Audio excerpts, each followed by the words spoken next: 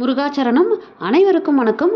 கந்தபுராணத்தின் சென்ற பதிவில் முருகப்பெருமான் பிரணவத்தின் பொருளை பிரம்மனுக்கும் மற்றும் சிவபெருமானுக்கும் அகத்திய முனிவருக்கும் உபதேசித்தார். இன்றைய கந்தபுராணத்தின் பகுதி என்ன அப்படின்னு பார்த்தீங்கன்னா, முருகப்பெருமான் கந்தகிரியிலே எழுந்தருளியிருக்கின்ற கோலத்தை கண்டபோது மகிழ்ச்சியால் விஷ்ணுவின் ஆனந்த பாஷ்யம் பெருகியது. அதிலிருந்து இரு பெண்கள் தோன்றினார்கள். அமிர்தவல்லி, சுந்தரவல்லி அப்படின்னு அவங்களுக்கு பேரு. அவர்கள் இருவரும் முருகப்பெருமானை நாயகனாக அடைய வேண்டுமென்று விருப்பம் கொண்டார்கள். இமாலய சாரலில் உள்ள சரவண பொய்கைக்கு வந்து அதன் கரையிலே அமர்ந்து சடாட்சரம் ஜபித்து கந்தனை குறித்து தவம் செஞ்சிட்டு இருந்தாங்க. அந்த தவத்திற்கு இறங்கி ஆறுமுகன் சரவண பொய்கை வந்து அவர்களுக்கு காட்சி தந்தார். அவர்களும் ஈசன் திருமகனை கண்டு பணிந்து பலவாறு போற்றுகிறார்கள். எந்த காரணத்திற்காக நீங்கள் தவம் இருந்தீர்கள் அப்படின்னு முருகப்பெருமான் கேட்குறாங்க அவரை. அவர்கள் கை குவித்து மெய்சிலிருக்க, எம்பெருமானே, தாங்கள் அடியார்களாகிய எங்களை தாங்கள் மணந்து கொள்ள வேண்டும், இதுவே நாங்கள் வேண்டும் வரம் அப்படின்னு ரெண்டு பேருமே சொல்றாங்க. அப்போது அவர்கள் விருப்பத்தை நிறைவேற்ற அவர்களை மணந்து கொள்ள முருகப்பெருமான் இணங்கவில்லை. அமிர்தவல்லி இந்திரனுக்கு மகளாகவும் சுந்தரவல்லி பூவுலகில் சிவமுனிக்கு புதல்வியாகவும் தோன்றி வளர்ந்து வரவேண்டும் என்றும் அவர்களை முறைப்படி திருமணம் செய்து கொள்வதாகவும் சொல்றாரு. மங்கையர்கள் இருவரும் அது கேட்டு மகிழ்ச்சி அடைகிறாங்க. அதுக்கப்புறம் அங்கிருந்து கிளம்பி போறாங்க. அமிர்தவல்லி ஒரு அழகிய குழந்தையின் வடிவம் எடுத்துக்கிறாங்க. மேரு பர்வதத்திலே இருந்து வந்த இந்திரனிடம் சென்று, அமராதிபா, தங்களுடன் உபேந்திரனாக பிறந்த நாராயணனுடைய மகள் நான். ஆகவே தாங்கள் எனக்கு தந்தை முறை ஆகின்றீர்கள். தங்களுடைய மகளாக என்னை தாங்கள் வளர்த்து வர வேண்டும் அப்படின்னு வேண்டாங்க. இந்திரன் அளவற்ற சந்தோஷம் அடைந்தவனாய் அந்த குழந்தையை இரு கைகளாலும் வாரி எடுத்து உள்ளம் பூரிக்கின்றார்.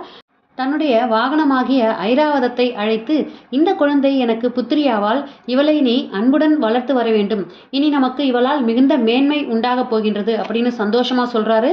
ஐராவதம் அந்த குழந்தையை பிடரியிலே வைத்துக்கொண்டு இந்திரப்பட்டணமாகிய மனோவதிக்கு செல்கின்றது. அங்கே அவளை மிக்க அன்புடன் கண்ணும் கருத்துமாக வளர்த்து வந்து கொண்டிருக்கின்றது. தேவராஜனுடைய யானையினால் வளர்க்கப்பட்டமையால் அமிர்தவல்லி தெய்வானை என்ற பெயருடன் விளங்கி வருகின்றாள்.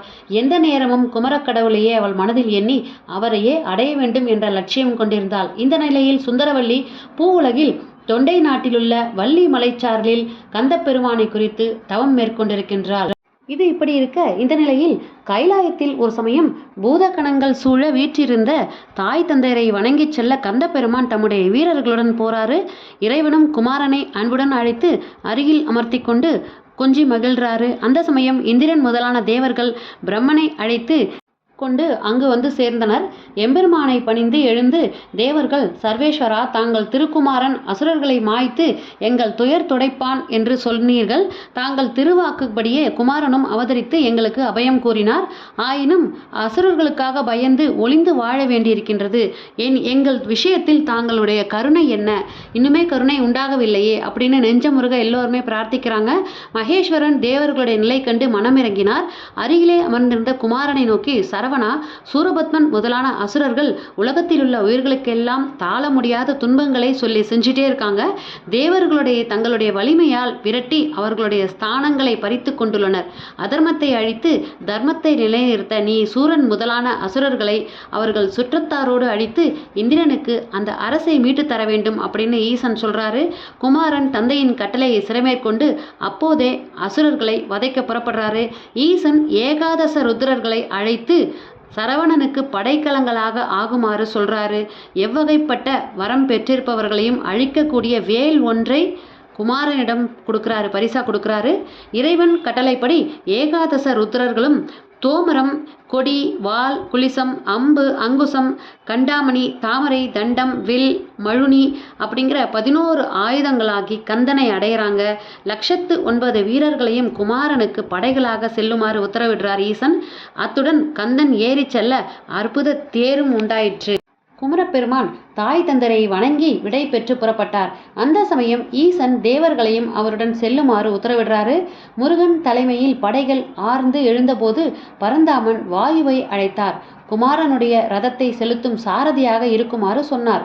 வாயுவும் முருகனை நெருங்கி தலை தாழ்த்தி வணங்கி தேரில் ஏறி வருமாறு வேண்டினான். கந்தன் தேரில் ஏறி அமர்ந்ததும் தேவர்கள் விண்ணதிர ஜெயகோஷம் எழுப்பினர். சூரன் மாண்டான் என்று பலர் ஆனந்த கூத்தாடினர். தேவர்கள் விரைந்து சென்று கிரலஞ்சகிரியை நெருங்கினர். அப்போது நாரதர் அங்கு வந்து முருகனை பணிந்தார். எம்பெருமான் திருக்குமாரனே, இந்த மலையானது மிகுந்த பராக்கிரமத்துடன் விளங்கி வந்தது. அகஸ்தியருடைய சாபம் காரணமாக இப்படி அடங்கி கிடக்கின்றது. இதற்கு பக்கத்திலேதான் மாயாபுரி இருக்கின்றது. சூரபத்மனுடைய தம்பியான தாரகன் அந்த பட்டணத்தில் வசித்து வருகின்றான். அவன் பராக்கிரமத்தை விளக்க ஒரு சிறு சம்பவத்தை சொல்கின்றேன். முன்பொரு சமயம் விஷ்ணுவுடன் தாரகன் போரிடச் சென்றான். பரந்தாமன் அவனை எதிர்த்து போரிடும் போது எந்த அஸ்திரங்களாலும் வதைக்க முடியாததைக் கண்டு முடிவில் சக்கராயுதத்தை எடுத்து பிரயோகித்தார் தாரகன். அந்த சக்கரத்தை கைகளில் கிரகித்து கொண்டு ஆபரணமாகவும் அணிந்து கொண்டு விட்டான். அவனை முதலில் வதம் செய்தால்தான் சூரபத்மனை எளிதில் வெல்ல முடியும் என்று தெரிவித்தார். முருகப்பெருமான் வீரபாகுத்தேவரை அழைத்து மாயாபுரியில் இருக்கும் தாரகனை கொன்று வெற்றியுடன் திரும்பி வருமாறு சொல்கிறார். விஸ்வகர்மாவை வரவழைத்து வீரபாகுவிற்கும் மற்றும் அவனுடைய சகோதரர்களுக்கும் அழகுடைய ரதங்களை செய்து கொடுக்குமாறு கூறினார். அவ்வாறே விஸ்வகர்மா அற்புதமான ரதங்களை உண்டாக்கி அவர்களுக்கு அளித்தான். வீரபாகுத்தேவர் கந்தனை பணிந்து ஆசி பெற்று சகோதரர்களுடன் ரதத்தில் ஏறி புறப்பட்டார். ஃப்ரெண்ட்ஸ், கந்தபுராணத்தில் இந்த பகுதியில் உங்களுக்கு ரொம்பவும் பிடிச்ச ஒரு பகுதி என்ன, ஒரு பிடிச்ச ஒரு கதாபாத்திரம் என்ன அப்படிங்கிறத கமெண்ட்டில் கமெண்ட் பண்ணுங்கள். மீண்டும் அடுத்த பதிவில் சந்திக்கிறேன். இந்த பதிவு உங்களுக்கு பிடிச்சிருந்ததுன்னா லைக் பண்ணிவிட்டு ஹைப் ஆப்ஷனை கிளிக் பண்ணுங்கள். அப்போ தான் இந்த பதிவு இன்னும் 4 பேருக்கு போய் சேர வாய்ப்பு இருக்கின்றது. மீண்டும் அடுத்த பதிவில் சந்திக்கிறேன். வெற்றிவேல் முருகனுக்கு அரோகரா. நன்றி, வணக்கம்.